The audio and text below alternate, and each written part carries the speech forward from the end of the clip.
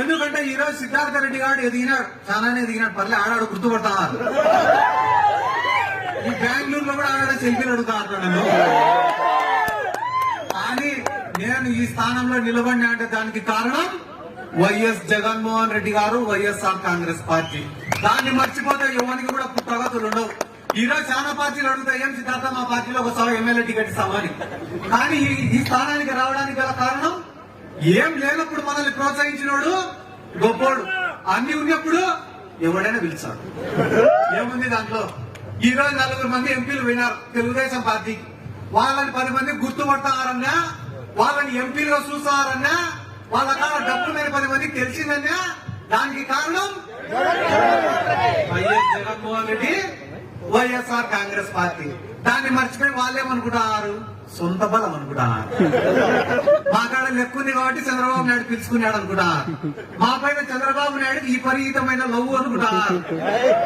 చేరినాక తెలుస్తుంది లవ్వు లేదా. మీరు ఒక 2 నెలలు ఉంటే మీరు ఎంతసేపు ఉంటే ఇక 1 సైడ్ లవ్వే. మీరు చంద్రబాబుని ప్రేమించాల్సిందే, ఆయన ప్రేమించాడు. మా నియోజకవర్గంలో కూడా మొన్న ఒకటి చెప్తాడు, నేను పోయి చంద్రబాబు నాయుడిని కలిసి వచ్చినా పాపం నన్ను చూసినే కన్నీళ్లు పెట్టుకుని దగ్గరికి తీసుకున్నాడు చంద్రబాబు అంటే వ్యక్తి కూడా. 40 ఏళ్ళు కాపురం చేసి ఆయన భార్యకే తెలియదు ఆయన ఏడుస్తాడో. అట్లాంటి నిన్ను చూసి నవ్వుతాడంటే అయ్యే పని, ఏడుస్తాడంటే అయ్యే పని, ఎట్లా నమ్మినవరా నువ్వు అంటే. ఇట్లాంటి వ్యక్తులందరూ పార్టీని విడిచిపెట్టి పోతే కూడా ఒకటి నేను చెప్పదలుచుకునేది ఏమరా అంటే, మళ్ళా మీ కుటుంబం గురించే చెప్పాలన్నా. పార్టీ వచ్చిన మొదటి రోజు నుంచి ఈ రోజు వరకు ఆ పార్టీ కోసం కష్టపడతా అనే కుటుంబం మేఘా పార్టీ కుటుంబం. వాళ్ళు పూటకొక కడువ మార్చేటోళ్ళు కాదు, వీలైతే సాయం చేసేటోళ్ళే తప్ప ఎవరి దగ్గర నుంచి ఏం ఆశించేటోళ్ళు కాదు. ఎందుకంటే డబ్బులు అందరి కాడ ఉన్నాయి ఈ కాలంలో. ఆ కోకాపేటలో ఎకరం ఉంటే 100 కోట్లు. ఎవరి కాడ డబ్బులు లేవు, డబ్బుకు విలువ లేదు. డబ్బు ఉండడం ముఖ్యం కాదు, ఆ డబ్బును ఖర్చు పెట్టే గుణం కూడా ఉండాలా. 10 మందికి సాయం చేసేదానికి ఆ గుండె కూడా ఉండాలా.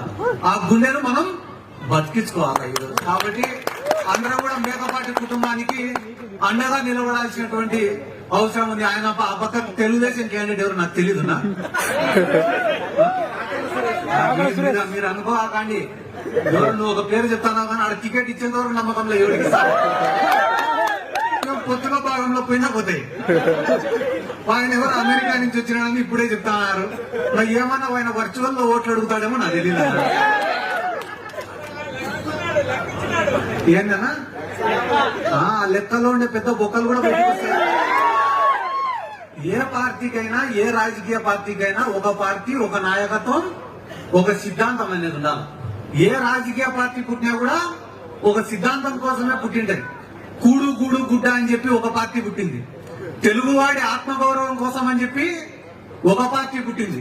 పెట్టుబడిదారులకు వ్యతిరేకంగా అని చెప్పి ఒక పార్టీ పుట్టింది. సమసమాజ స్థాపన అని చెప్పి ఒక పార్టీ పుట్టింది. వైఎస్ఆర్ ఆశయ సాధన కోసం అని చెప్పి ఒక పార్టీ పుట్టింది. తెలంగాణ రాష్ట్రాన్ని సాధించడమే ధ్యేయం అని చెప్పి ఒక పార్టీ పుట్టింది. ఏ సిద్ధాంతం లేని పార్టీ కూడా ఒకటి ఉంది, అది జనసేన పార్టీ. చంద్రబాబు నాయుడు ముఖ్యమంత్రి చేసేదానికి పుట్టిన పార్టీ చంద్రబాబు ఇంటికి పెట్టుకునే పార్టీ. కాబట్టి